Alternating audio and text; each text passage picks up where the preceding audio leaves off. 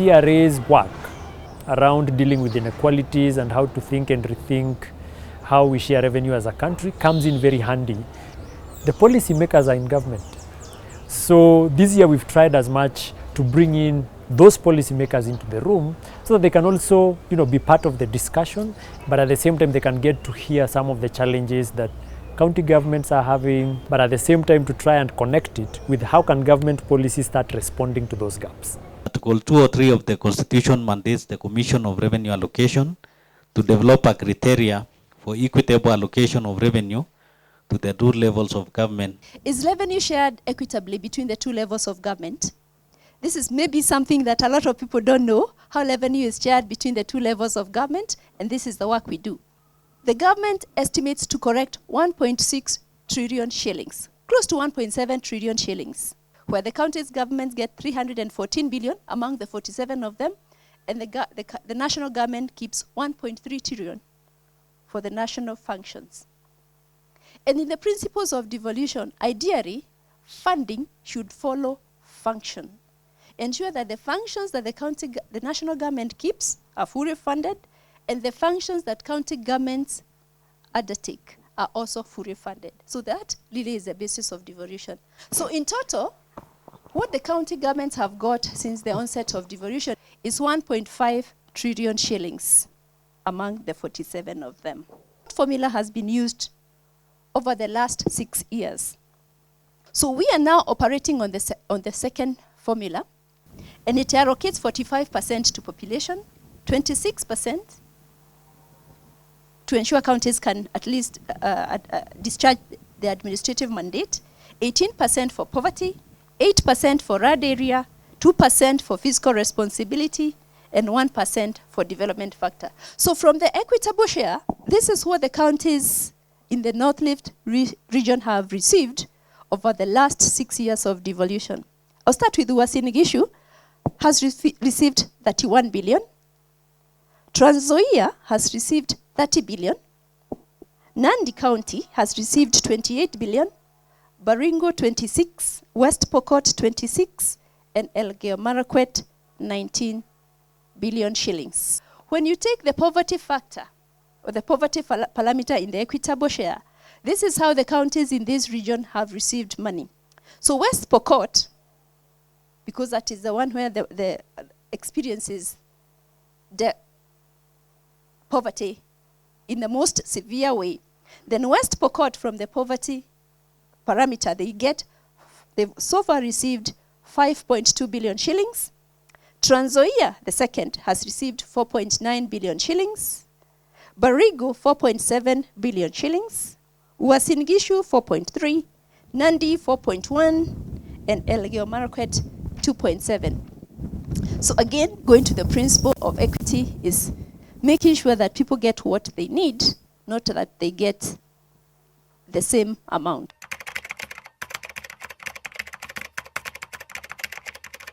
The main challenge we are facing, if you look at the current formula that is being used, one, the base factor is the revenues that we are facing, our resources or allocations that goes to county governments are based on the audited accounts of 2013. Remember, since that time, the total revenue collected nationally were below $1 billion. But as we are talking now, it's more than 1.5 billion. The Constitution said, based it on last audited and approved accounts. This gives Parliament a leeway not to approve audited accounts. A case in point is RMLF. That's a road maintenance levy fund. We're having cases where some particular road can be given funding by the county government and the national government because we are not able to really read from the same script. Another issue that we are facing is when we are using some statistics which are outdated. At the moment, I think we're using 2009 Kenya National Bureau of Statistics census results. Otherwise, if we rely on these old statistics, where you are told Baringo has a population of 555,000 people, yet most of us have worked hard to marry 3, 4, 5 wives, you're actually lying to us because we've really improved in terms of expanding the population in the county. Costings or functions. In Uasin Gishu, we have a unique situation where we have 4 former local authorities: Uasin Gishu Municipality Council, Ban Forest Town Council, Wareng Town Council, and Tarbo Town Council. Those authorities, the staff that were employed in those authorities, they take 47% of the personal emoluments. For example, a function like L, we only have 1 staff in every dispensary. You cannot take that staff who was doing, who was working in a town council to go and work in a dispensary, because you need to employ an health staff to work in a dispensary.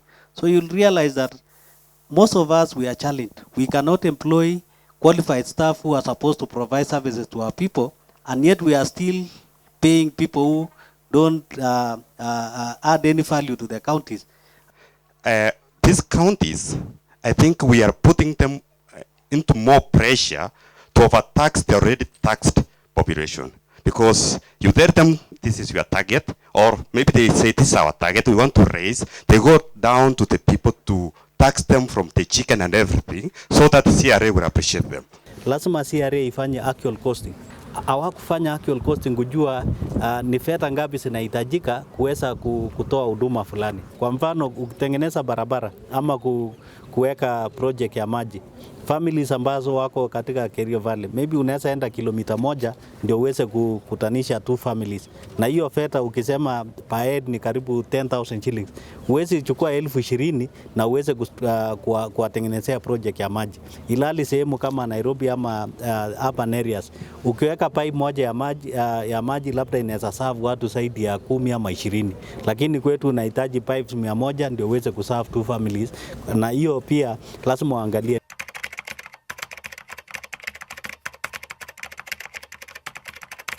We actually raised some concern. I'll just mention it in point form. One was allocation of funding on ward level. Another one was poverty, especially for the squatters. We also have land historical injustice. Road network also is still a problem. There was also another case on make it the last one. Access to education. Revenue allocation. You find that it is very difficult for the local mwananchi to understand and to participate. What is it that the Commission is doing to bring this knowledge clearly in the mind of the local people to understand their right when it comes to revenue allocation? Because our people are still using those old mentality that even the revenue that is allocated to a ward is being misused by those people who are in position. In Elgeyo Marakwet, we have a formula or an act called Equitable Development Act, which takes 60% of development money to all the wards. And I think looking at Elgeyo Marakwet in terms of what we receive from CRA, if we could just sit at the county level and allocate these funds, maybe we could be having a lot of problems now in our county. And one of the things that we did was to do a lot of civic education and public participation, so that the people are aware about the money which comes to the county, what goes where, and then now involve them in deciding which projects. And again, it's not only that we involve them in choosing projects, because first of all, what county does is to develop a CIDP. So that CIDP will be the guideline, so that when a certain ward are allocating resources to projects, they must pick projects from the CIDP.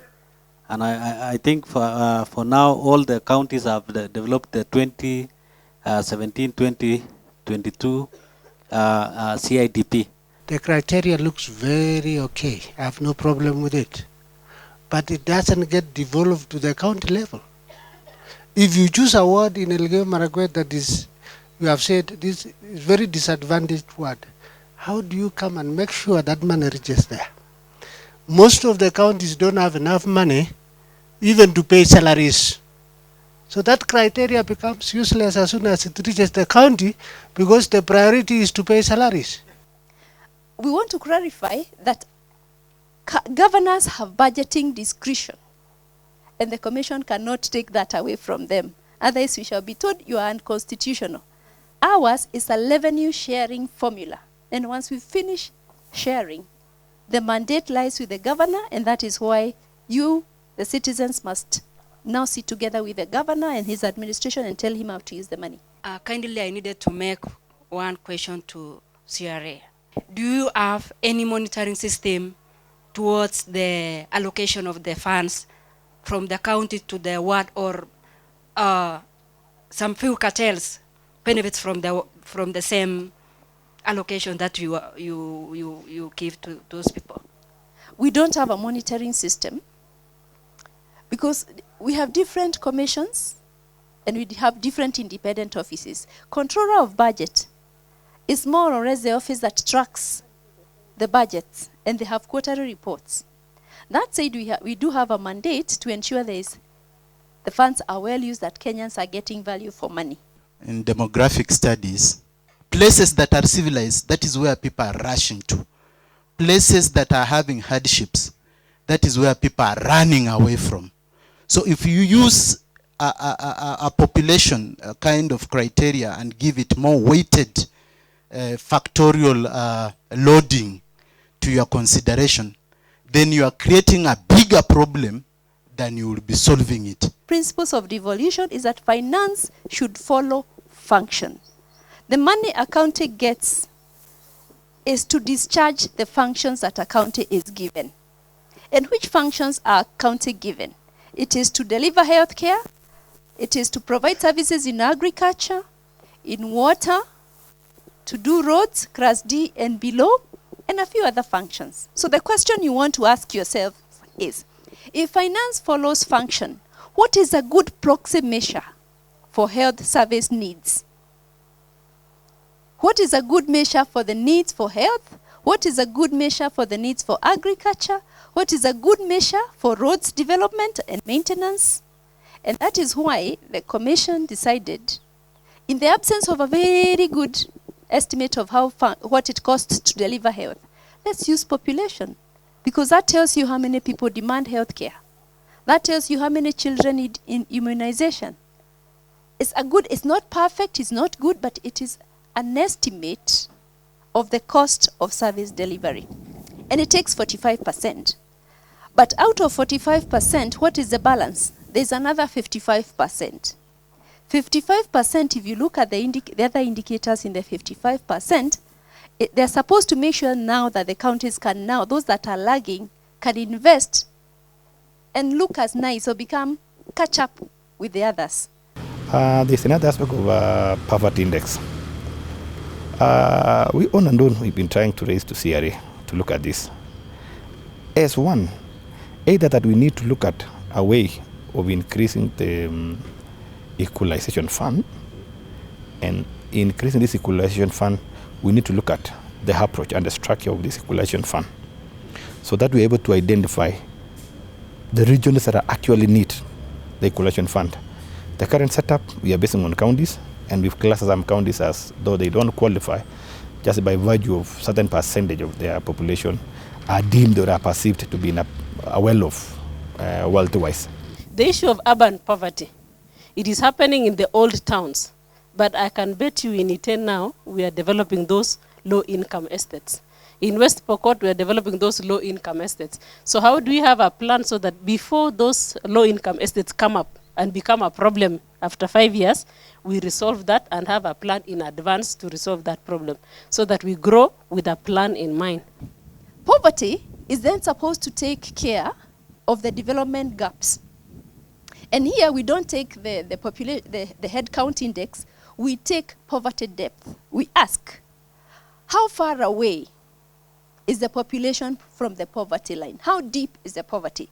So even if one county has 300 poor people and another one with 300 poor people, you may have one that are so deep in poverty, it will take a lot more resources to bring them to the poverty level. Ile equitable share ambaye inatakana ipelekwe kwa county iongezwe kutoka 26%.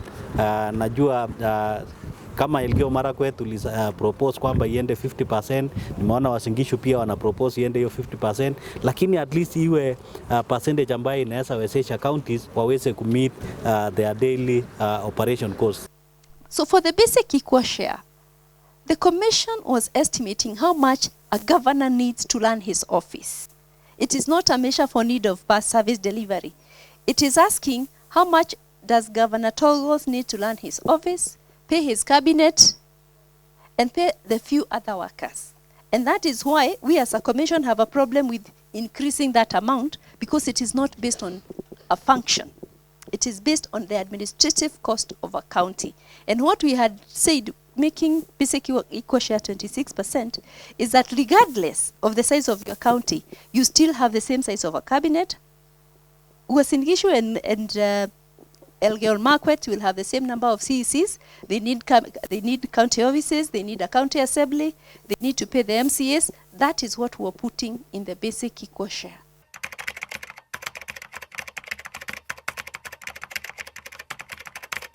Can we adopt a manner or a formula whereby we're able to identify right from the ground areas that requires equalization fund?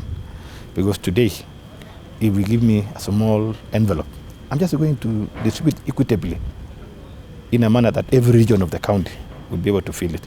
But there are some other levels of county areas and regions that requires further attention to look at the education aspect, to look at the food, stability of food supply to them. Health matters. Even roads alone, infrastructure in that place is still poor, just because of their geographical region.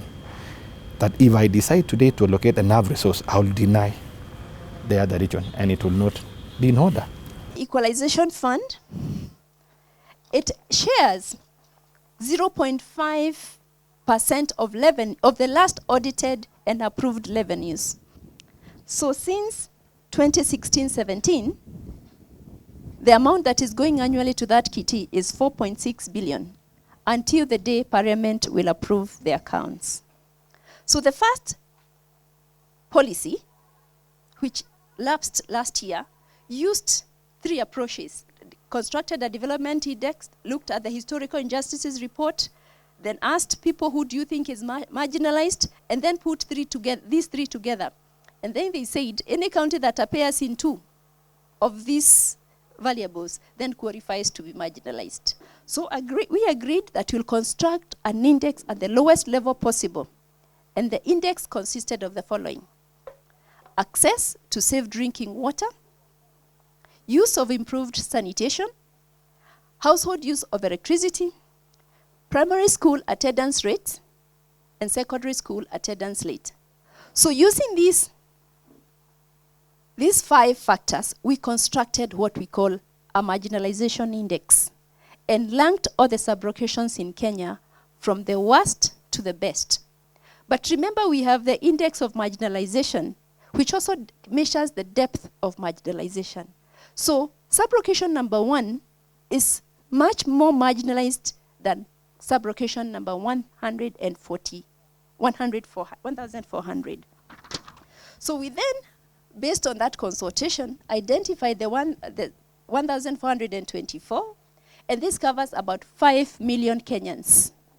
We felt we want to make sure you can tackle marginalization at its very depth and make sure you are lifting everyone up.